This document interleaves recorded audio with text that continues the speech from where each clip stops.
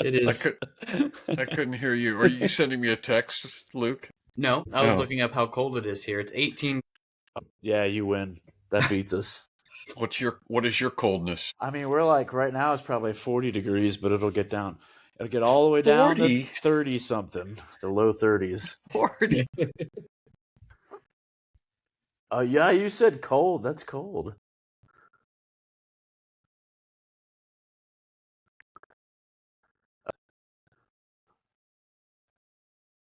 Everybody's like, there's a chill in the air. Can you feel that?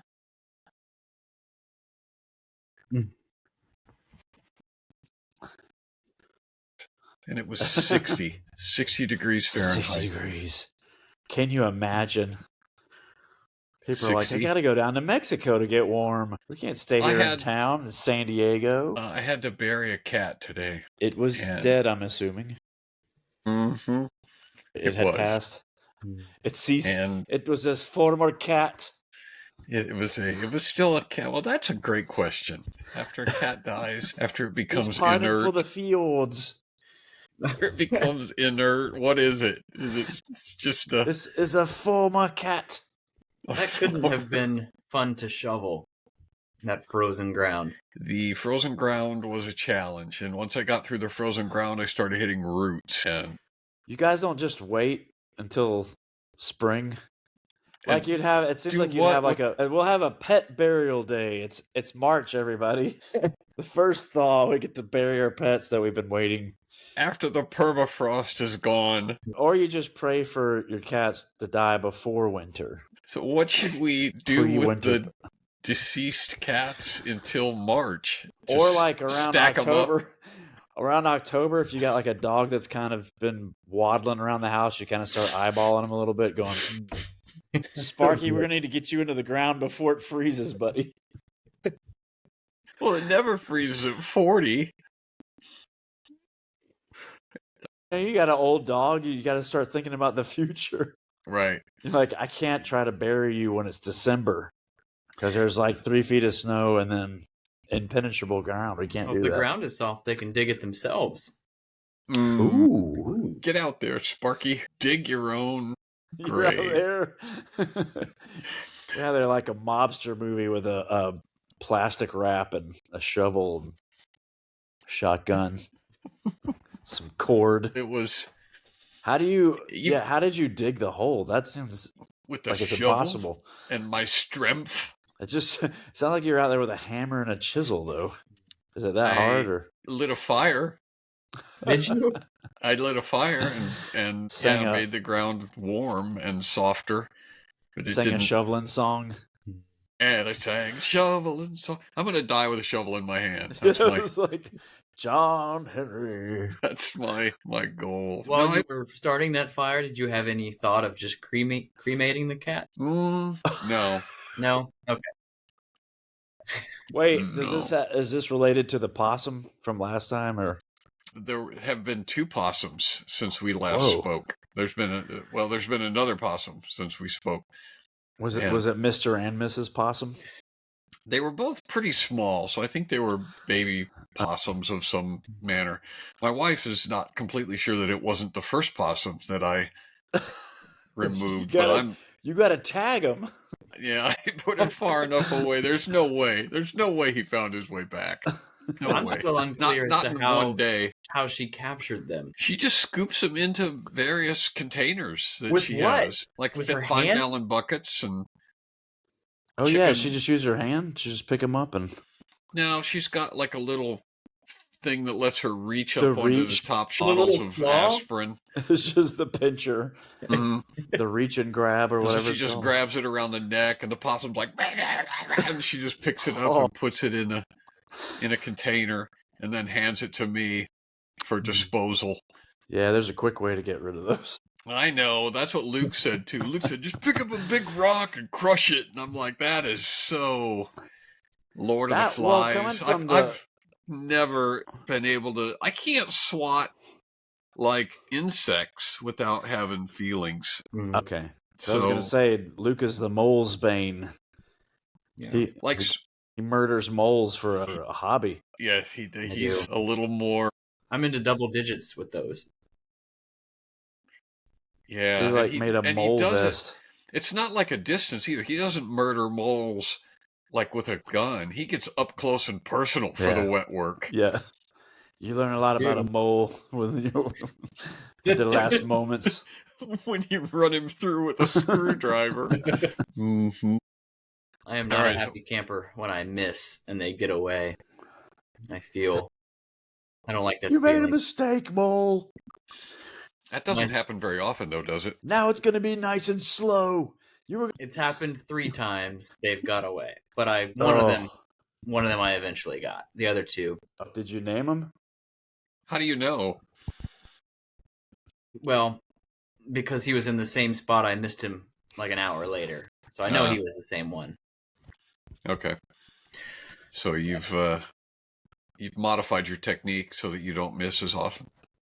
Yeah, I need to modify it some more. I need to create my own stabby tool with multiple prongs because the chances of missing with one are too high. You know, you could need like a.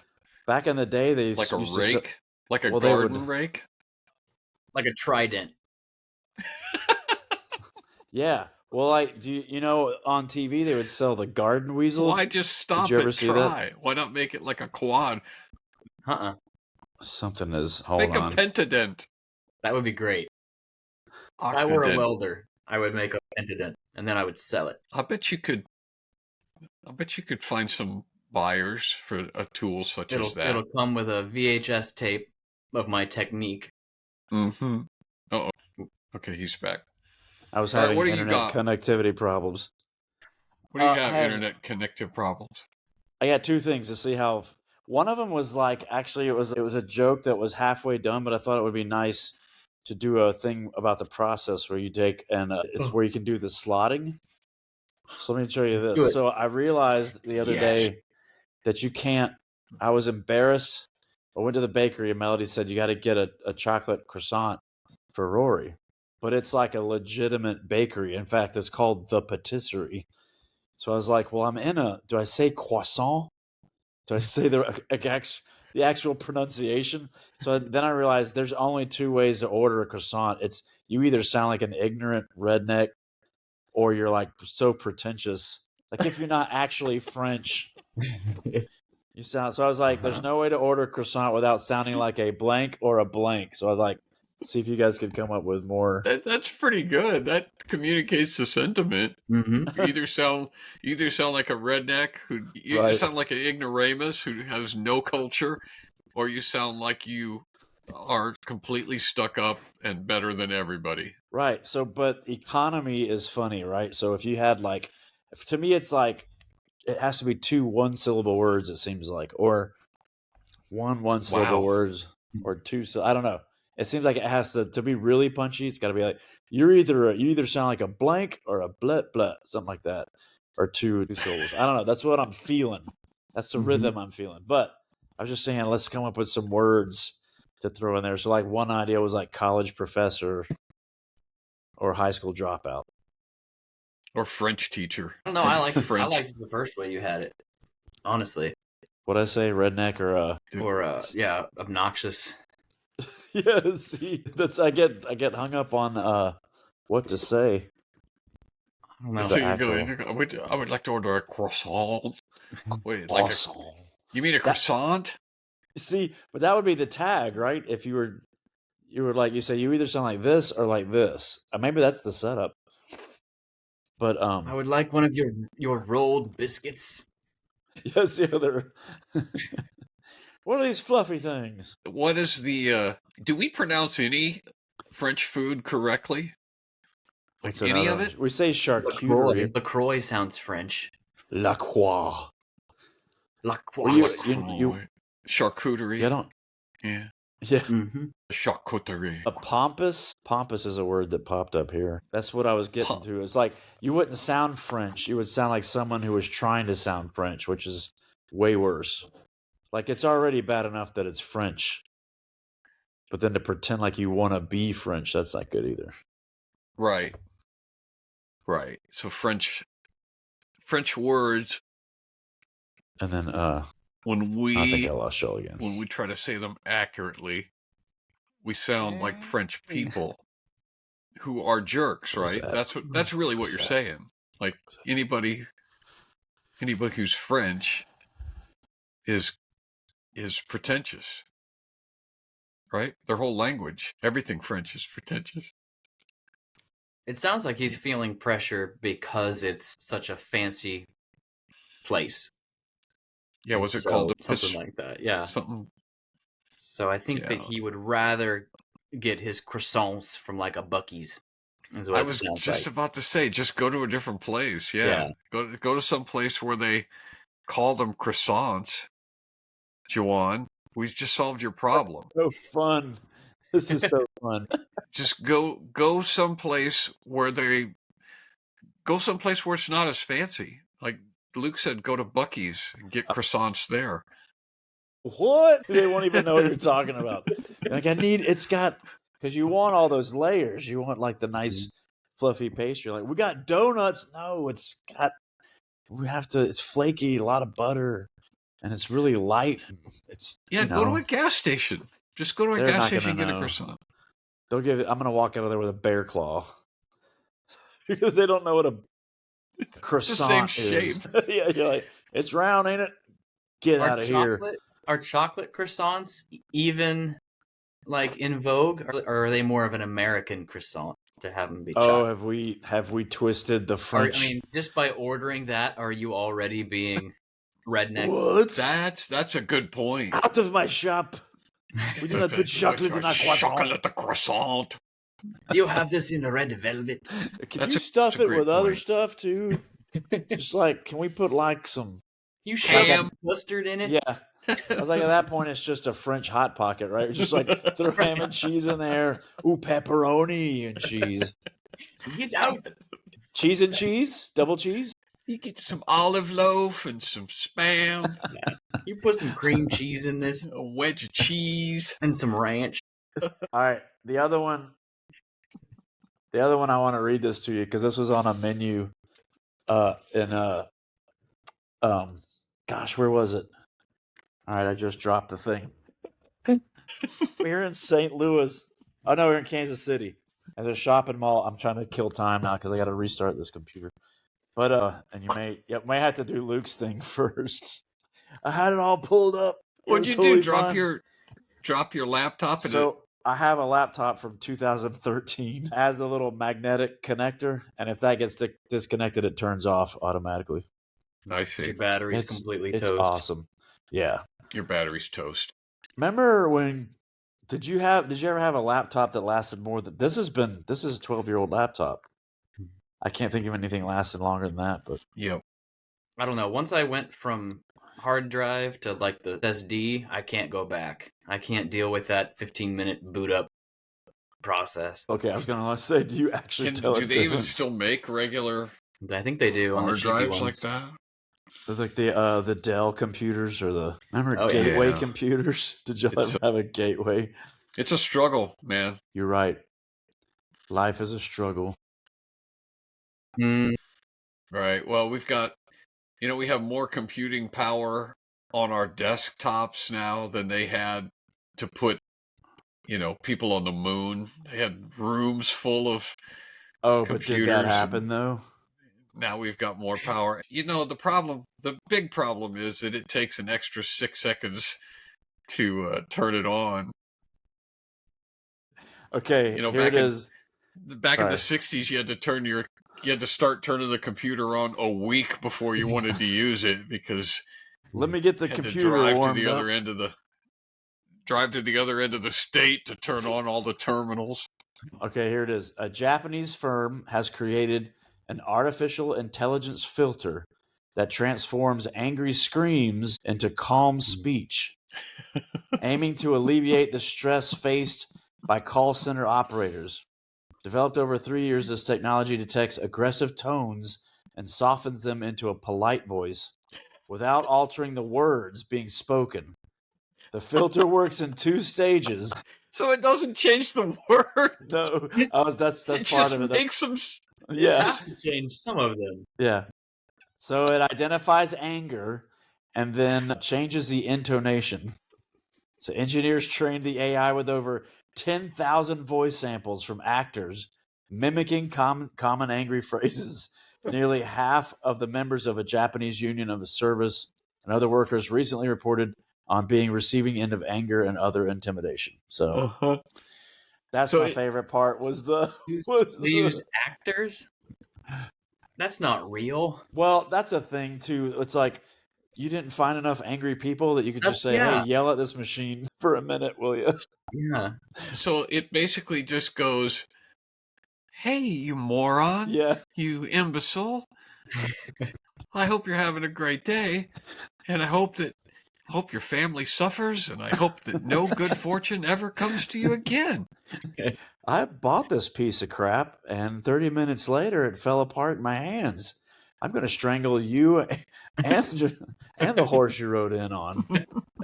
Is there a way I can have your personal address so I can punch you in the face in person? You worthless piece of human refuse. That was my favorite part, though. It was like they didn't change the words. But then the other thing is, they softened it. Doesn't that make you more angry? Like if you're literally on the phone and you're yelling your head off and you've lost your mind, and the guy comes back is like, okay, well we'll just see how we can fix that for you. Yeah, or, I'm sorry. I feel like we're enabling it now. Like you rage said. Or yeah. It's like let's not fix the problem. Let's just mask it with AI. Right. That's it'd be cool. Well, I mean, we do that with pain medicine, right? It's like got a kidney stone. Nah, we'll just throw pain medicine at it. Well, we're kind of doing that with things like VidAngel, where we'll take the most vile Tarantino film and make it a G version somehow. What is this, filth? We'll just put your hands up. That's hilarious. I was thinking about, I had a doctor, my shoulder was hurting, and I was at the physical, and I was just like, he was asking me, is there anything else? I go, yeah, I got like this constant pain in my shoulder, and he looks at it, he's like, yeah, that's just wear and tear. I'm like, we're not gonna do anything about it? You're just gonna let it hurt? Yeah. So yeah, he wasn't even. He looks at it and goes, "Oh, I'll bet that does hurt. I'll bet right in here it's probably excruciating, isn't it?" We do. That's what plastic surgery is too, right? It's like, let's not learn how to find true beauty inside of someone. Let's just hack up their face and hopefully they'll look attractive afterwards. Well, yeah, certain kinds of plastic surgery. I mean, there's some plastic, like reconstructive surgery, that's helpful and amazing. I don't want to upset people. Belittle, yeah. What? You had a life-saving operation? You had your face torn off in an accident, and you had it put back on? You vain thing. How dare you think about your looks? That was my favorite part. You vain egomaniac. But if they did change the words, what would it be? I guess the AI would have to be like a mediator, though. It'd be like, apparently this customer is displeased at the function of our product. That would be fairly simple for AI to just basically take as long as it wasn't just all cuss words, you can't, because a string of profanity doesn't really convey any sort of sentiment other than rage. It's just, it's like, I'm afraid all he's saying is profanities. Yeah. There's no real information in this call. Right. But if they said anything that was remotely, close to a actual complaint, an AI could rephrase that in a nicer way for the people on the call center. Or if they just edit it and it's just like, this can opener won't work. They just add please to the end of every sentence. Let me speak to your manager. I'm not sure who the knuckleheads are who invented this thing. But it is garbage. I'd like to shove it where the sun doesn't shine, please. I really, really want to hear an actual call. I just want to hear how it sounds. I do too. I think that they wasted money on the actors. I feel like they could have got rage donors or just people signing. That's what I'm saying. Yeah, why would you hire actors? Are there not enough TikTok? They did say it was Japan. I'm sure if they came that's to, true. like, if they came to Jersey or something, they'd be fine. Yeah. It's harder to find. To It's harder to outsource. find unpleasant, impolite people in Japan than I'm gonna it say, is it even here. needed in Japan? Sometimes they take international calls from Jersey. Well, it's like sometimes our customer service calls go overseas. I didn't know if they had to call over here to get rage, to outsource their rage calls. Yeah, I guess there's angry people everywhere, right? You don't have to go too far. I wonder if it's been trained on like females and their subtle passive aggressive. Yeah.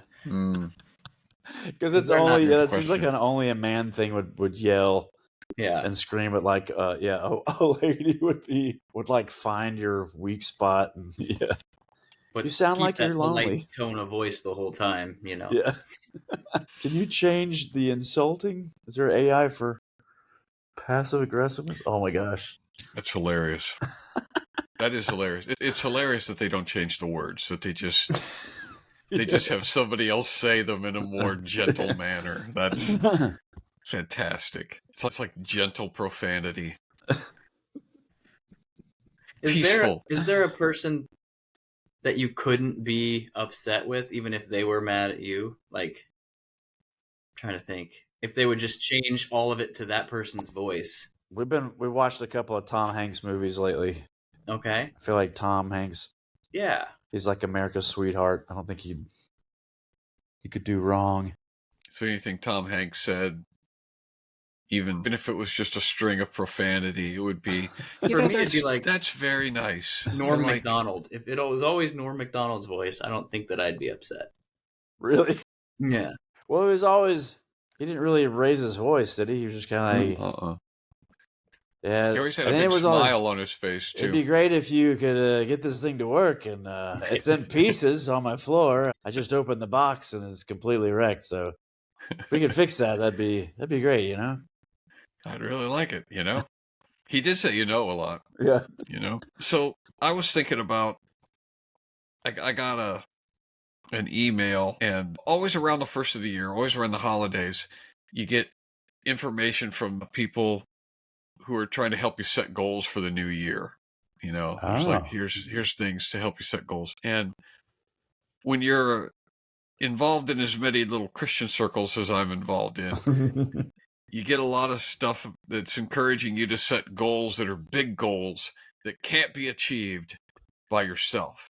Set goals that only God, can help you achieve. You can't do on your own. And I was thinking about that, and it's like, every goal requires God, right? Because he's the one who sustains my life.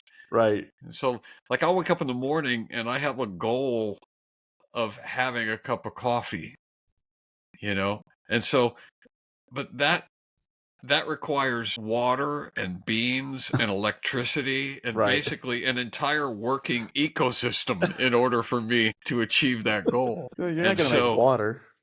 Yeah, just a cup of coffee is a goal that requires God's intervention. I can't even make toast without God, making things happen. Meat. So, God's out here doing absolutely everything, like everything that is being done. God is doing it, and I'm setting goals that are somehow separate from that. I'm over here. God is doing everything in the universe, and I'm over here, chugging away on something on my own. I'm going to run a marathon. Yeah, well, not without oxygen or muscles or bones. Gravity. How many goals could I hit without gravity? Almost every single one of my plans requires me to stick to the earth. I like the first one though. You woke up. That was a good goal. Accomplished that goal. Right, every goal. Unseemingly on your own. Yeah. But these guys will talk about setting goals like always make goals that are big. Always make goals that only God can do. And it just occurred to me that's I mean, how big does it need to be? It's just a piece of toast. What kind of things are they suggesting? Like world peace or? Well, that's the thing. there's like end all the wars. There's a 7-step process for how to properly set a big enough goal. Oh, really? You know, I didn't know this. To not insult God. I like the idea of you setting a goal that gets God's attention. Right. It's like John wants. This guy wants to feed all the hungry people. I wish I'd have thought of that. Man, I'm glad you brought it up. This gives me something to work. I was just sitting around doing nothing here and just waiting for somebody to ask for something big enough.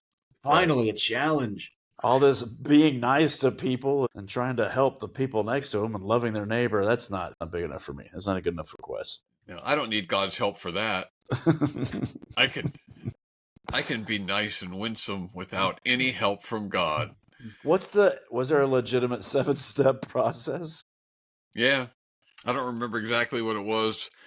I guess I'm hoping pray is like... Yeah, pray was one of them. Top two, maybe. And then set the goal, like decide what it is, and then share it with somebody who's trustworthy, I guess. And then send that organization money, right? To get them. No, that wasn't part of the thing. I'm sure that's one of the steps, but it's not the first 7 steps. Yeah. But I've been the recipient of these sort of things, and I've heard these sermons and read these books many, many times about your vision is too small. You need to have a bigger vision, a broader vision of what you want to accomplish. But it needs to be something that you can't do without God's help. And it's like, you mean keep my heart beating? Or maintain brain activity? Like you have to think about that in some way. You mean think? That kind of stuff? So you can't be grateful for that either. That's I really love that bit. My favorite, I like the gravity part. It's like most of my goals include being almost all of them.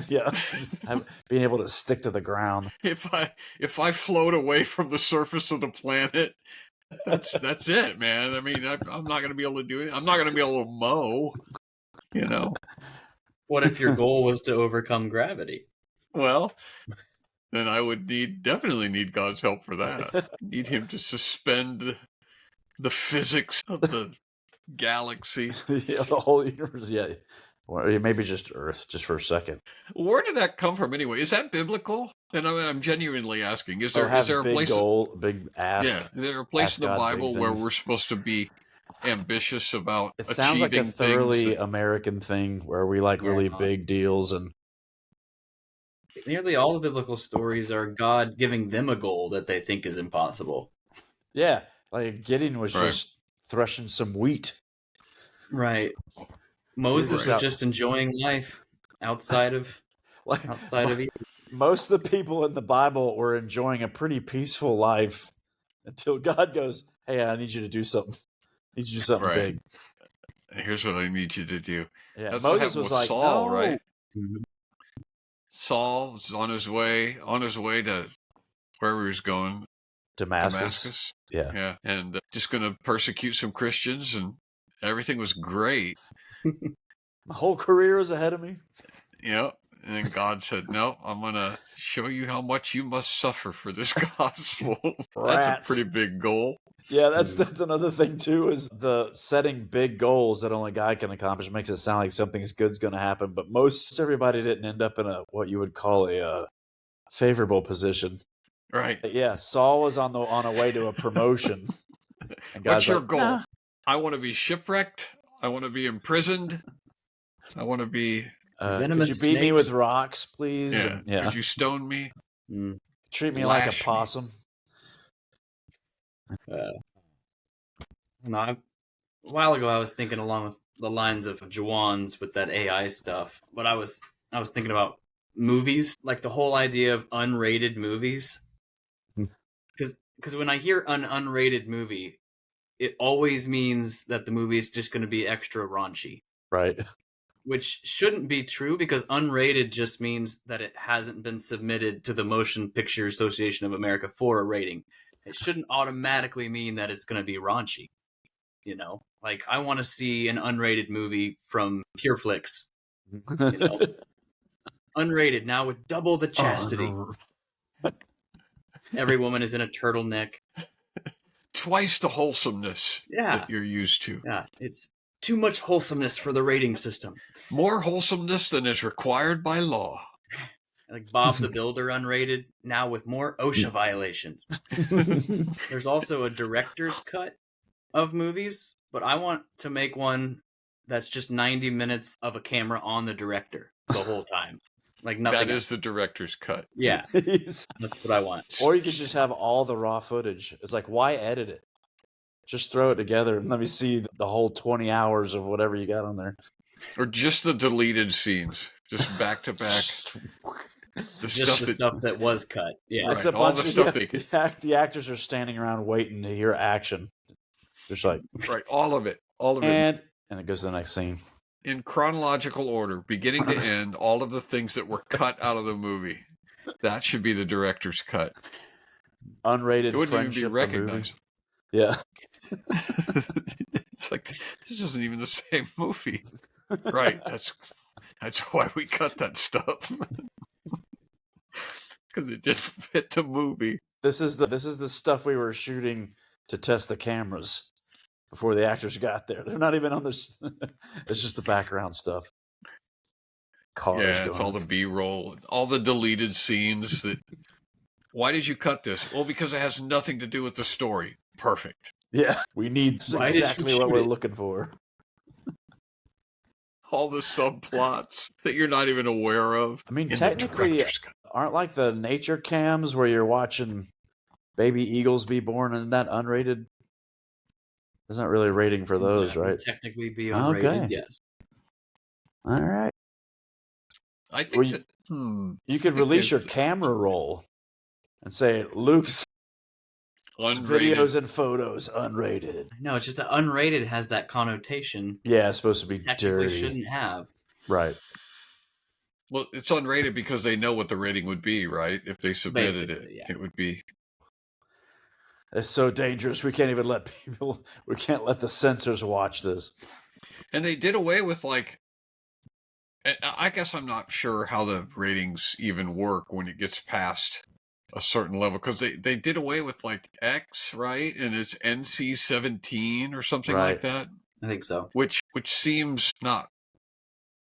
It seems like less raunchy than X, right? Like you go to an X-rated film, my gosh, that's going to be hurt. But this is an NC-17. It's like, okay, so it doesn't sound as hard as as you're saying. It's like it's worse than R, but it does sound like it does sound kind of nice. It sounds like it should be below R. NC. Yeah, it sounds like it should be in between PG-13 and R should be NC-17. Mm-hmm. Yeah, like the spokesperson should be some kind of a cartoon character, like a film reel. Like, hey kids, I'm NC. I'm NC-17. Come on into my clubhouse. Let's have some cookies. Explain to you the rating system. Oh my gosh. Your eyes. Cover your eyes, kids. NC-17 is nasty. Hey, I'm not nasty. Let's go to the playground. You get away from that playground. At least I'm not X. X is over there smoking a cigarette. You tell him, NC. NC-rated movies for children. I really don't know. Like you're saying, I don't know what it takes to put an R into NC-17 because I've seen some pretty whacked out R-rated movies. I think it has to do with the amount of straight up nudity.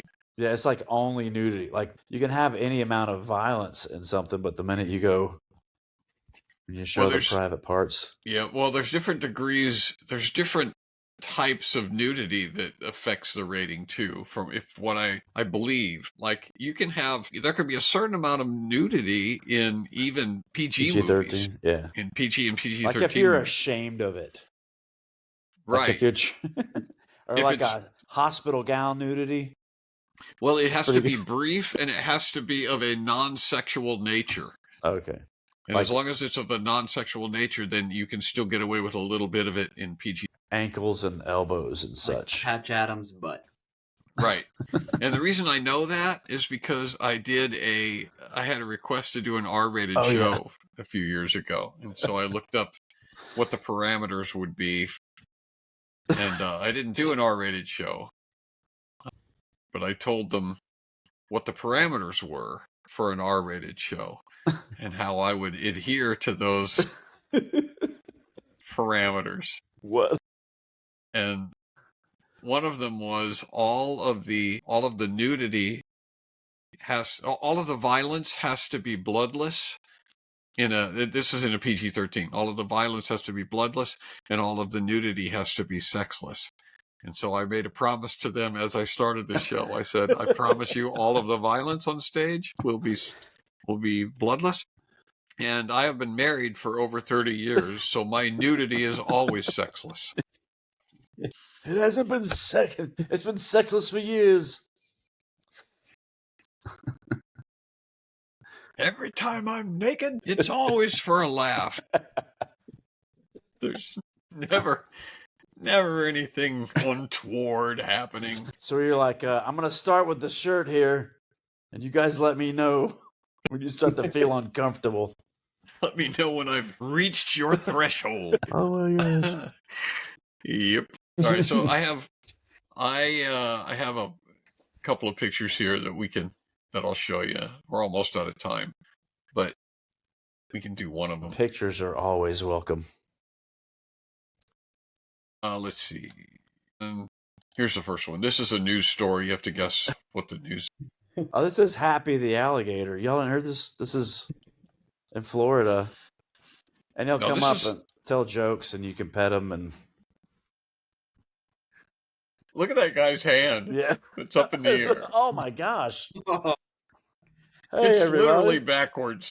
That's crazy. I mean, that's the guy. Every once in a while, Happy gets a little too happy, and that guy had to have his hand reattached at some point. But it looks completely natural. By an amateur, yeah. So this is a news story. I generated the picture using alligator AI. Hugs in the Everglades. Florida's new tourism campaign of friendly alligators. Come hug an alligator. This is actually a news story that's kind of sad, you guys. Whoa, what? Wally, the emotional support alligator, wandered off. He got lost, and so the AI generated a story or generated this picture of an alligator being waved at by a family in a boat. He's supporting their emotions. Departure. Oh, they're saying bye to him? But turns out that, yeah. So Wally got stolen by somebody and carted off, and then he was found by a trapper. A DNR called a trapper to get him, and then somehow he got dropped off in a swamp with about 20 other alligators, and then got lost. Once you mix in alligators together, it's really hard to tell them apart. Well, they're saying he got stolen, but it sounds like a bachelor party. Like he just went on a bender for a few days, and they ended up. Well, how do we get in the swamp, man? Like, what is this? A dog collar in my teeth? I don't remember this. But how was he? So he was an emotional support alligator. Okay. Yeah. And so not like a regular alligator, but he had a function. Like for people? Or yeah, that's a good question. Or is he for other alligators? Was he like a life coach? That is a good question. And it doesn't. You got to look at the alligator inside of yourself. The story implies that he is emotionally supporting people. Okay, yeah, that's good. The thing about alligators is they're pretty independent and strong. They don't need a lot of emotional support. True. The idea of an animal life coach for other animals is hilarious. It's like the wisdom of the alligator, as we all know. He's passing it on. So we got time. It did sound like he was kind of tired of being domesticated, so he just went on a bender. Yeah, for like a few days. He got tired of with his buddies. Got tired of bearing all the emotional baggage of his owner. Yeah, well, like maybe the owner found him. He's like, Well, I just woke up with all these alligators around me, and somebody must have stolen me. Yeah, taking me to Vegas, and we. All right, how about this one?